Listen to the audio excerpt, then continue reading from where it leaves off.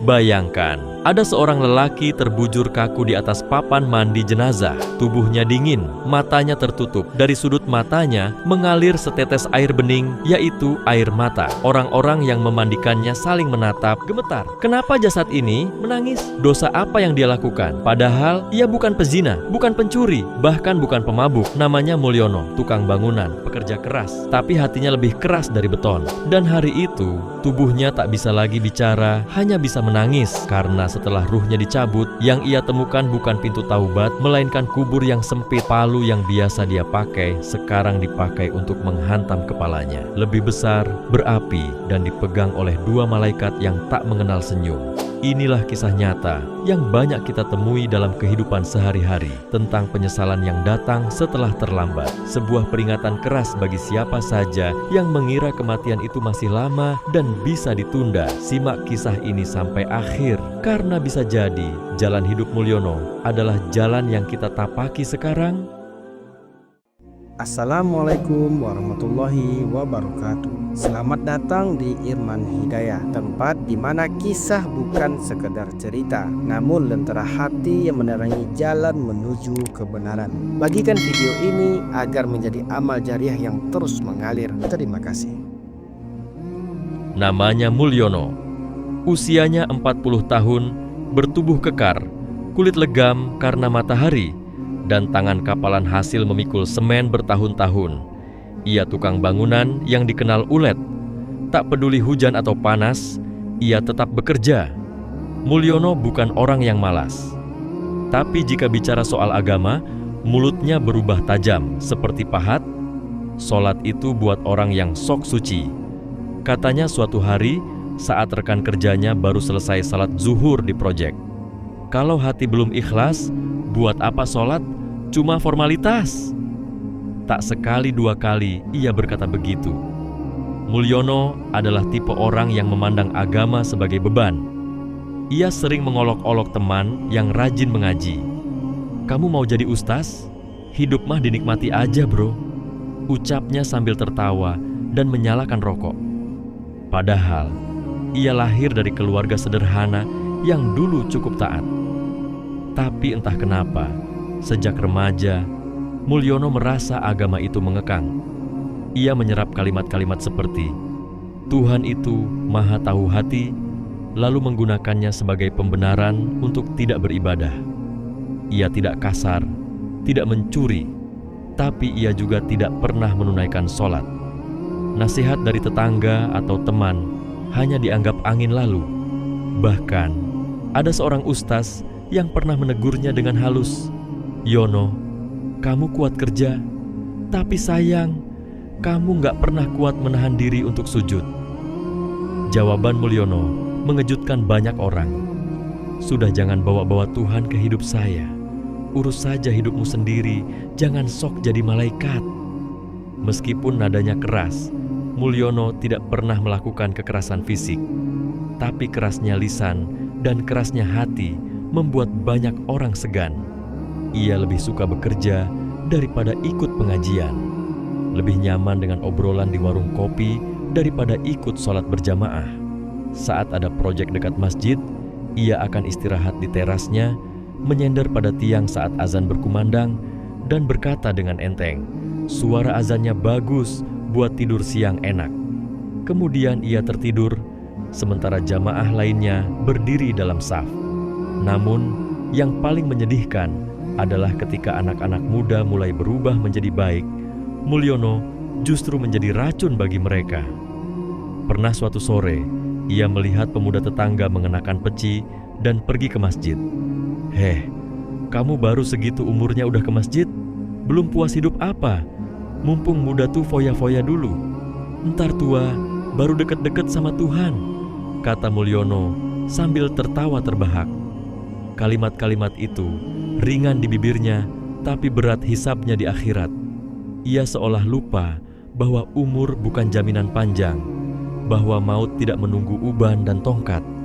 Mulyono adalah simbol dari banyak orang zaman sekarang yang merasa belum saatnya kembali pada Allah dan menyangka tobat bisa dijadwalkan seperti proyek bangunan. Padahal maut datang tanpa disangka ketika maut datang menjemput, bisa lebih cepat dari yang ia sangka. Tanpa peringatan, tanpa aba-aba, dan penyesalan selalu datang terakhir. Masjid adalah tempat merunduk dalam kekhusyukan. Tapi bagi Mulyono, itu hanya sekadar bangunan sejuk yang cocok untuk istirahat. Tiang masjid jadi sandaran punggungnya, lantai keramik dingin jadi kasur siang hari. Suara azan, baginya hanya seperti alarm pengantar tidur. Setiap ada proyek bangunan yang dekat dengan masjid, Mulyono akan memilih istirahat di pelatarannya. Bukan karena ingin mendekatkan diri, tapi karena tempatnya bersih dan tenang. Sementara para jamaah melangkah masuk, dia hanya melirik sambil tersenyum miring. Pamer aja itu, sholat depan orang biar kelihatan alim, gumamnya pelan, cukup nyaring untuk didengar siapapun yang lewat. Ketika iqamah berkumandang, orang-orang berdiri merapatkan syaf, tapi Mulyono tetap duduk bersandar, menghisap rokoknya diam-diam di pojok halaman. Ia hafal jadwal sholat bukan karena ingin ikut, tapi karena itu jadi penanda waktu tidur siangnya. Yang lebih menyedihkan, ia bukan hanya pasif dalam ibadah, tapi aktif dalam menanamkan keraguan kepada yang lain. Kepada para pemuda yang baru belajar sholat, Mulyono sering berkata, "Buat apa sholat kalau hatimu belum benar? Hati itu lebih penting daripada gerakan." Jika ada yang mengingatkan, ia akan memotong cepat. Lagian, kalian itu kayak malaikat aja, dosa masih numpuk, sok ngajarin. Suatu hari, seorang pemuda bernama Ilham duduk di teras masjid usai sholat asyar. Ia menunduk, menangis pelan. Mulyono yang kebetulan lewat, menertawakannya. "Loh, kenapa kamu? Dosa berat ya sampai nangis gitu? Udahlah, hidup mah dijalanin aja. Jangan baper-baper amat urusan surga neraka." Ilham hanya menunduk, tak menjawab.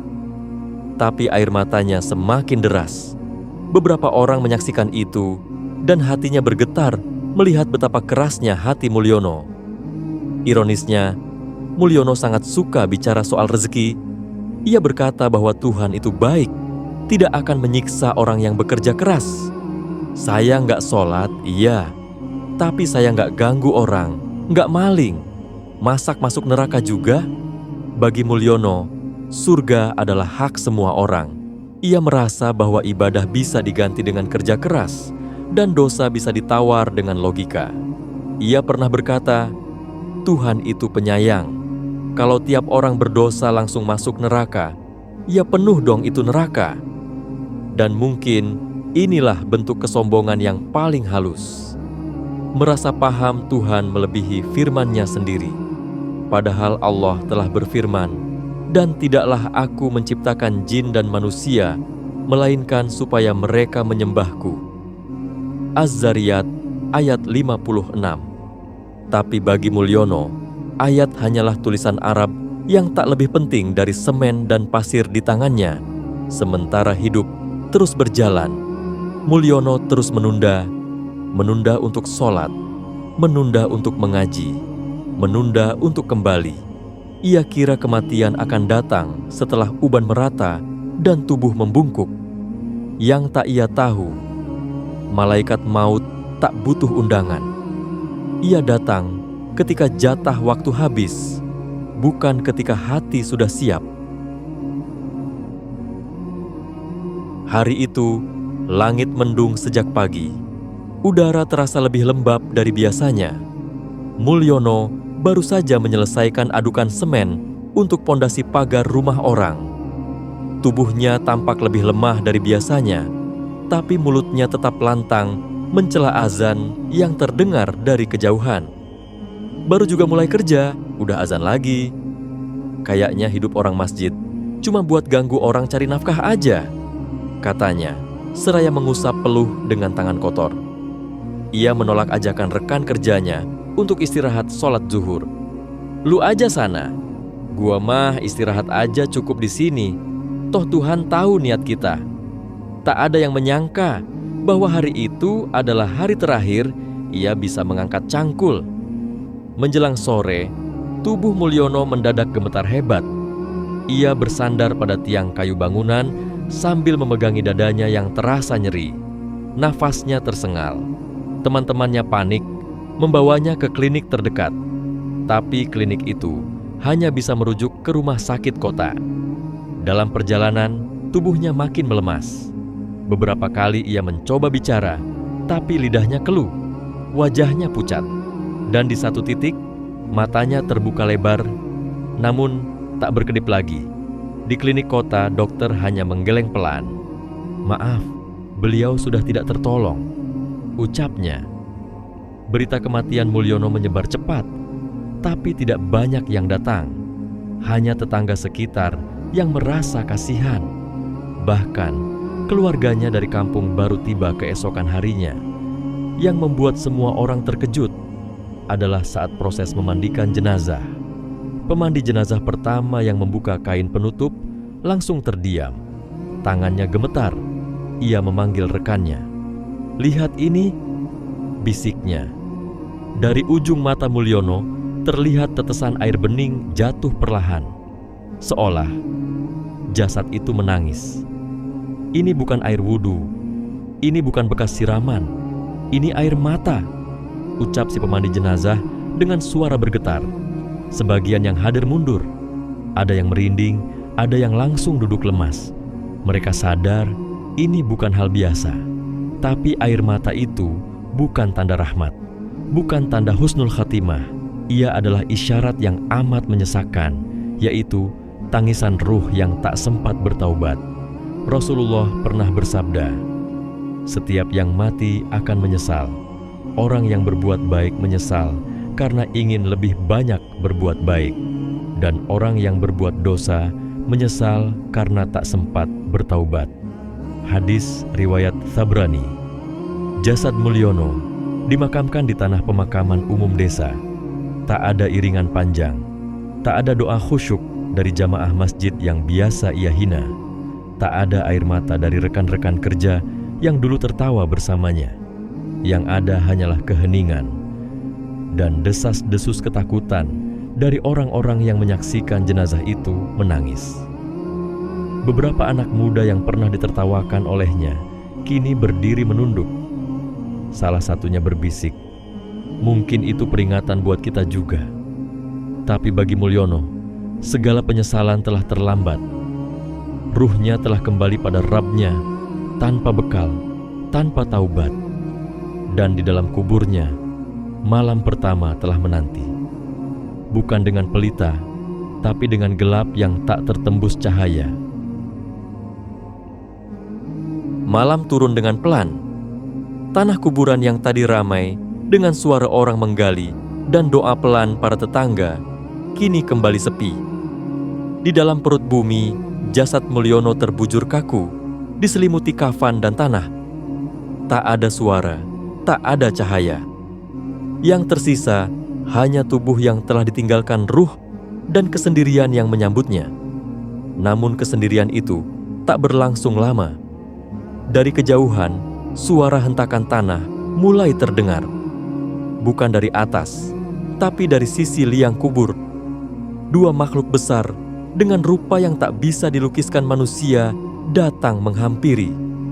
Itulah Mungkar dan Nakir, malaikat yang ditugaskan untuk menguji dan menanyai siapapun yang baru dikuburkan. Mereka bukan seperti malaikat dalam dongeng. Wajah mereka murka, suara mereka seperti guntur, mata mereka tajam menyala. Ketika mereka mendekat, tubuh Mulyono yang telah membeku pun menggigil. Ruhnya dikembalikan sejenak untuk merasakan dan menjawab, "Siapa Tuhanmu?" bentak salah satu malaikat dengan suara yang menggetarkan. Mulyono terdiam, bibirnya tak bergerak. Dalam hidup, ia selalu berkata bahwa Tuhan Maha Tahu, tak perlu dibela dengan ibadah. Kini ia dihadapkan langsung, tapi tak bisa menjawab. "Apa agamamu?" tanya malaikat satu lagi. Kali ini lebih keras. Mulyono ingin menjawab, tapi lisan yang dulu lantang mencela justru keluh. Ia ingat, ia selalu menunda tobat, selalu meledek sholat, dan selalu mengatakan nanti kalau sudah tua, siapa nabimu?" Tak ada jawaban. Seketika malaikat itu mengangkat palu dari besi, besar, panas, dan menyala. Mereka menghantamkan palu itu ke tanah, dan suara ledakan pun menggema. Jasad Mulyono terguncang. Tanah di sekitarnya sempit. Nafasnya sesak. Tubuhnya seakan hancur meski telah mati. Itulah permulaan dari azab kubur. Rasulullah bersabda, "Sesungguhnya seorang hamba apabila telah diletakkan di kuburnya dan ditinggalkan para pengantar jenazahnya, maka akan datang kepadanya dua malaikat." Hadis riwayat Bukhari dan Muslim. Dan sabdanya lagi, "Kalau seandainya kalian tidak saling mengubur satu sama lain, niscaya aku akan memohon kepada Allah agar memperdengarkan kepada kalian azab kubur yang aku dengar." Hadis riwayat Muslim. Azab itu tak hanya berupa pukulan. Kuburnya disempitkan hingga tulang-tulangnya saling menekan. Dari bawah, panas membara seakan berasal dari api neraka. Wajah yang dulu suka mencibir orang sholat, kini dilalap bara. Lidah yang dulu suka berkata kotor dan menunda tobat, kini dijulurkan dan dipukul oleh api. Dalam gelap itu, Mulyono menjerit, "Ya Allah, kembalikan aku ke dunia. Aku akan sholat. Aku akan taubat. Aku tidak akan menertawakan mereka lagi." Tapi penyesalan itu tak lagi diterima. Allah berfirman, "Hingga apabila datang kematian kepada seseorang dari mereka, dia berkata, 'Ya Rabbku, kembalikanlah aku ke dunia, agar aku dapat berbuat amal syalih yang telah aku tinggalkan.' Sekali-kali tidak. Sesungguhnya itu adalah perkataan yang diucapkannya saja." Al-Mu'minun ayat 99 dan 100. Mulyono terus meronta, tapi tak ada yang bisa menolong.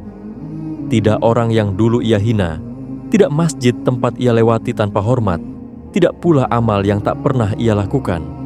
Di alam itu, semua manusia sendirian, hanya ditemani oleh iman atau azab, dan Mulyono tidak memiliki keduanya. Hari-hari berlalu setelah pemakaman Mulyono. Di kampung itu, nama Mulyono kembali disebut, bukan karena kebaikan, tapi karena kejadian aneh yang disaksikan para pemandi jenazah.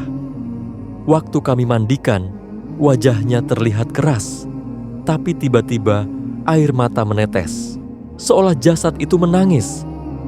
Kata salah satu dari mereka dengan wajah pucat. Desas-desus menyebar. Ada yang tak percaya, ada pula yang membenarkan. Tapi satu hal pasti, para tetangga yang dulu sering bersama Mulyono di warung kopi mulai gelisah. Mereka tahu, Mulyono adalah orang yang tak peduli sholat, suka meledek orang rajin ibadah, dan selalu berkata, "Nanti aja kalau udah tua." Tapi, nanti itu tak pernah datang. Ia wafat dalam usia 40 tahun. Masih kuat, masih sehat. Tapi ajal tak menunggu kesiapan, dan kematiannya menyisakan ketakutan. Bahkan orang-orang yang dulu sama seperti dia, kini mulai menyentuh sajadah. "Jangan seperti Bang Mul," ujar salah seorang tetangganya. Dulu dia bilang, "Tuhan itu sayang kok, nanti juga diampuni." Tapi sekarang, kita nggak tahu apa yang dia alami. Sesungguhnya kita tahu, karena Rasulullah telah memberi kabar. Sesungguhnya seorang hamba, jika diletakkan di kuburnya, lalu datang kepadanya dua malaikat, jika ia adalah orang fasik, maka dikatakan, "Lihatlah tempatmu di neraka, itulah tempatmu sampai hari kiamat." Hadis riwayat Bukhari dan Muslim. Penyesalan yang datang saat ruh telah keluar, tak lagi berguna. Allah telah mengingatkan dalam firman-Nya, "Dan infakkanlah sebagian dari apa yang telah kami berikan kepadamu sebelum datang kematian kepada salah seorang di antara kamu." Lalu ia berkata, "Ya Rabbku, mengapa engkau tidak menangguhkan kematianku barang sedikit waktu lagi, maka aku dapat bersedekah, dan aku termasuk orang-orang yang sholih."